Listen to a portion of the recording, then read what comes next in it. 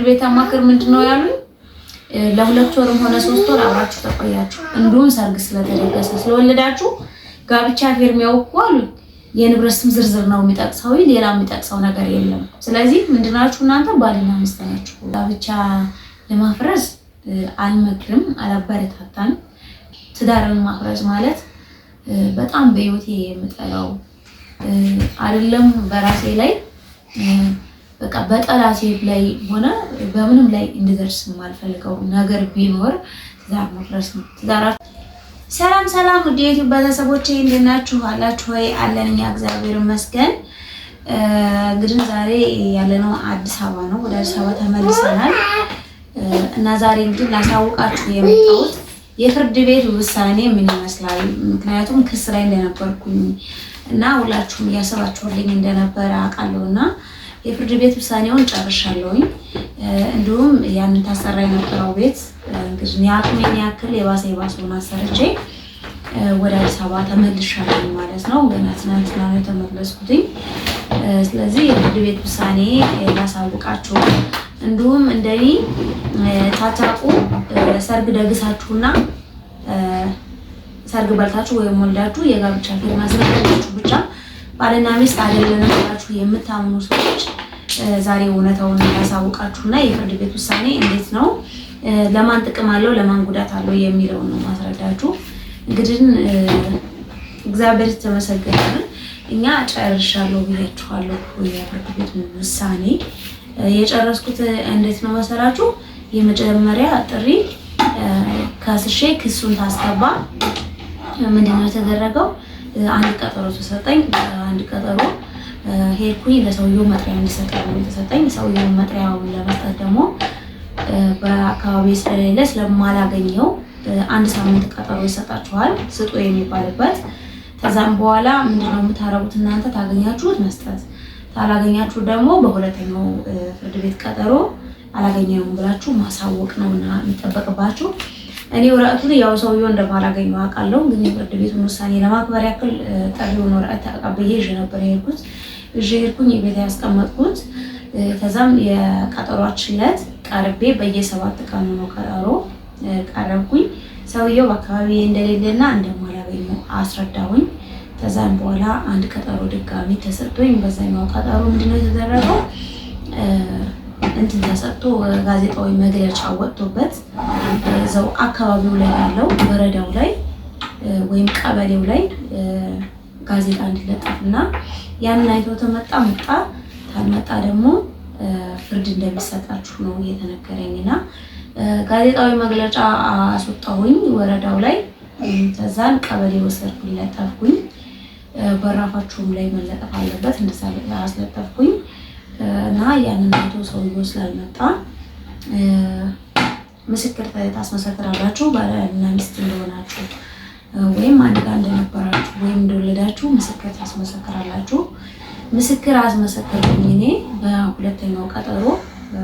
በሁለተኛው አይደለም፣ አንድ ለጥሪ መስጫ፣ አንድ ደግሞ ጋዜጣ፣ ብቻ አጠቃላይ በ5 ነው ቀጠሮ ያለቀው ማለት ነው። በ5 ቀጠሮ ነው ያለቀው። 80 ይቀድላችኋል ፍርድ ቤት በሌለበት ሰውየው ወይም ሴትዮዋ በሌለችበት፣ ሴትም ትሆን ወንድም በሌለበት ወይም በሌለችበት ፍርድ ቤት 80 ይቀድላችኋል። እንደዛ ነው ያደረኩት። ማወቅ ያለባችሁ ነገር ብዙ ሴቶችና ወንዶች የምንሸወደው በጋብቻ ላይ የምንሸወደው ነገር ማወቅ ያለባችሁ ነገር ከዚህ በፊት ነግሬያችኋለሁ ወይም አልነገርኳችሁም አላውቅም፣ ረስቼዋለሁ። ብቻ እኔና ባሌ ሰርግ ደግሰናል።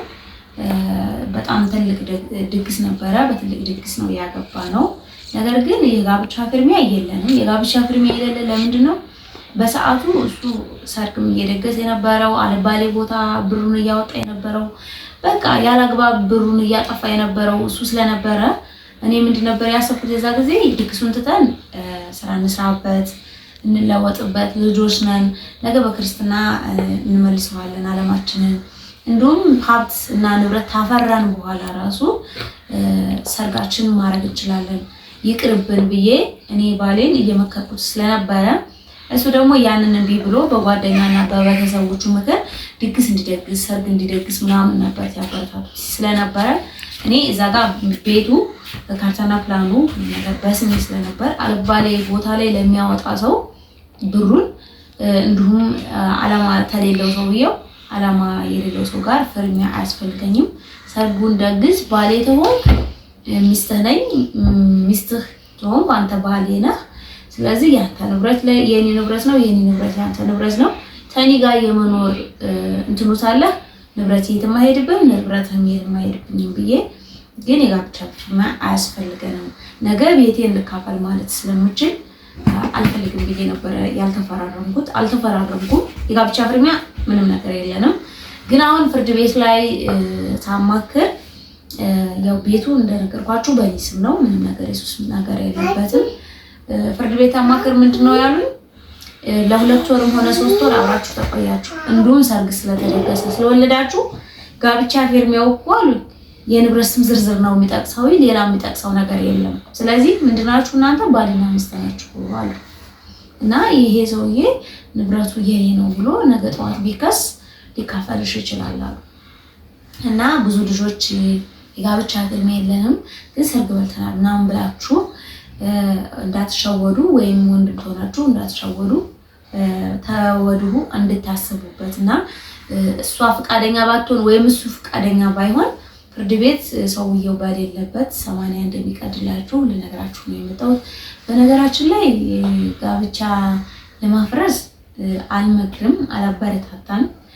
ለምን መሰላችሁ እንደ ትዳርን ማፍረስን የሚያክል ትልቅ መጥፎ ነገር የለም። ትዳርን ማፍረስ ማለት በጣም በህይወቴ የምጠላው አይደለም በራሴ ላይ በቃ በጠላቴ ላይ ሆነ በምንም ላይ እንድደርስ የማልፈልገው ነገር ቢኖር ትዳር መፍረስ ነው። ትዳራችሁ ትትሉት በቀላሉ ነው ግን ትታፈርሱት በጣም ከባድ ነው። በተለይ ለወለዳችሁ ሰዎች እግዚአብሔርን ትዳራችሁን እንዳታፈርሱ። ምክንያቱም እኔ አሁን ትዳሬን ላለማፍረስ ትዳሬን ላለማበላሸት ብዙ ነገሮችን ጥሬያለሁ ብዙ ነገሮችን ለፍቻለሁ ግን ያው እግዚአብሔር አልባረከውም ይመስለኛል ወይም ደግሞ ምን እንደተፈጠረ ባላውቅም የኔ ትዳር ስለፈረሰ አሁን ልጆቼ በጣም ነው የሚያሳዝኑኝ። እናቴ ትሙት ነው የምላችሁ ሰውቲያው በቃ ጥጥል ያንንም ታው እማ ወንዱን እማ ነው የሚሉትና ወንድም ሴትም ታው እማ ነው የሚሉትና ሁለቱም በቃ ወንድ ልጅ ታው እጃቸውን ይዘረጋሉ እንዳቅፏቸው እዟቸው እንዲሄዱ ይፈልጋሉ እና እኔ አንጀቴን ይበሉኛል። ወለዚ እግዚአብሔርን እባካችሁ ትልልቅ ሰዎችም ሆናችሁ ትንንሽ ሰዎች ከወለዳችሁ በኋላ አትለያዩ። ይሄንን የፍርድ ቤት እንትን የምነግራችሁ ምናልባት ትምህርት እንድትወስዱበት ነው። ለመለያየታችሁ እንትን ኤክስፒሪየንስ እንድኖራችሁ ለመለያየት ኤክስፒሪየንስ እንድኖራችሁ ሳይሆን ቢያንስ የተለያያችሁ ሰዎች ይሄ ነገር እኮ እንትና የሚመለከተው የሆነ ነገር ነው ብላችሁ እንዳትጎዱ ነው የምነግራችሁ። ግን እባካችሁ አትለያዩ፣ አትፋቱ። እኔ ልጆቼ ያባቱ እንዲኖራቸው በጣም ነው የምፈልገው። ምንም እንኳን አባዬን ባል ቢጎዳኝ ምንም እንኳን ችት ቢያረጋኝ ሁሉንም ነገር ቢያረጋኝም የጎዳኝ ስለሆነ እነኚህ ምስኪን ልጆች እነኚህ ምንም የማያውቁ እነሱ ታያቁት አይፈልጉ ወደዚህ ዓለም ያቀላቀልኳቸው ስለሆንኩኝ ያላባት መኖሩ በጣም ከባድ ነው። አሁን ኢቢኤስ ላይ አንዳንድ ሰዎች ቀርበው አባቴን ወይም እናቴን ብለው ሲፈልጉ የኔ ልጆች ያሳዝኑኛል። ማለት አሁን የኔ ባል መጨረሻው አያምርም በእርግጠኝነትና ልጆቼ በቃ አሁን የሚሰማኝ ምንድነው አባቴ የሌላቸው ነውና ያው በህይወት ቢኖርም በዚህ አይነት ግፈኛ ሰው ብዙ እንትን አለው ብዬ ስለማላስብ እና ልጆች አባት እንደሌላቸው ስለማሰብ እባካችሁ እንደ ቅዱስ ሚካኤል ነው የምላችሁ። በቅዱስ ሚካኤል ልጃችኋለሁ ነገሩን ዋጥ እያረጋችሁ ትዳራችሁን ላለመፍታት ላለመለያየት ሞክሩ። ለልጆቻችሁ ትጥሩ። ልጆቻችሁ የሌላችሁ ሰዎች እንኳን ብትለያዩ ምንም እናንተ ራሳችሁ ነው ሌላ ተጎጂ አካል የለባችሁ ማለት ነውና ያው እኔ መኘት የመሰሉ ልጆቼ እንግዲህ ዮሐንስ እነኝን የመሰሉ ልጆቼን አቤት አቤት አባቴ እና ያሳዝኑኛል። እውነት ነው የምነግራችሁ እግዚአብሔርን እና የፍርድ ቤቱ ውሳኔ ይሄን ይመስላል። እንግዲህ እኔ ያው 80ን ቀድጃለሁ እና ያለው ሂደት ይሄ ነው። ፍርድ ቤትም ያለኝን ጉዳይ ጨርሻለሁ። ከዚህ በኋላ ያው ቤትና ንብረት ለሚለው ደግሞ እሱ አሁን መክሰስ ይችላል። እኔ አይተዋለሁ ውጭ ላይ እሺ እኔ በፍርድ ቤት 80 ስላወራልኩ እሱ መክሰስ ወይም ንብረት መካፈል አይችልም እያልኳችሁ አይደለም። ምንድነው የሚሆነው? አሁን እኔ እና እሱ የተጋባነው 2015 ላይ ነው። ንብረቱ ያፈራሁት ደግሞ 2015 በፊት ስለሆነ ምናልባት በፍርድ ቤት ተከራክሬ ከዛ ተጋብቻ በፊት ነው ንብረቱን ያፈራሁት ብዬ ታዳምኩ ነው። አሁን ባለው ሕግ መሰረት እሱ እኔን መክሰስ ይችላል። ያው እኔ ደግሞ 80 እንትን ስል ቀለብ ምናምን ጠይቀው ነበረ። ቀለብ ቢሰብርልኝ ደስ ይለኛል። እኔ ለራሴ ችግር ላይ ነው ያለሁት፣ ግን ሰውየው ደግሞ የዛ የቀለቡ መስፈር ፈቃደኛ ስላልሆነ ያው እኔ 80 ብቻ እንዲወድልኝ ነው ያደረኩት። ከጋብቻ በፊት ያፈራችሁትን ንብረት በአንደኛ ጋብቻ ስታገቡ ማስሞላት፣ ሁለተኛ ደግሞ የጋብቻ ወረቀት ስላልተፈራረመን እንድናለን የሚባል ነገር የለም። በቃ ብሎ ቀርተዋል። ስለዚህ ብትፈራረሙ ችግር የለውም። እንደውም እንደ ሀሳብ ነው የምመክራችሁ የጋብቻ ፊርሚያ ተፈራርማችሁ ፍርሚያው ላይ ምንድነው ተጋብቻ በፊት ያፈራሁት ይሄ ንብረት ዝርዝር ላይ ጋብቻ ባይጸድቅና ቢፈርስ ይሄ ንብረት ዝርዝር የኔ ስለሆነ እሱ ጠያቂ ወይም እሷ ጠያቂ እንዳትሆን ብላችሁ ብትፈራረሙ እንደ ሀሳብ መልካም ነው። ግን ተጋብታችሁ ደግሞ ባትለያዩ ደስ ይለኛል። እውነት ነው የምላችሁ። እኔ አሁን አኮበር ልፍት ብዬ ድክም ብሎኝ ነው የመጣሁት። እዛ አዲስ አበባ መጣ ደግሞ ስራ የለም። እንግዲህ አሁን የመጨረሻ ሀሳብ ምንድን ነው ያሰብኩት መሰላችሁ?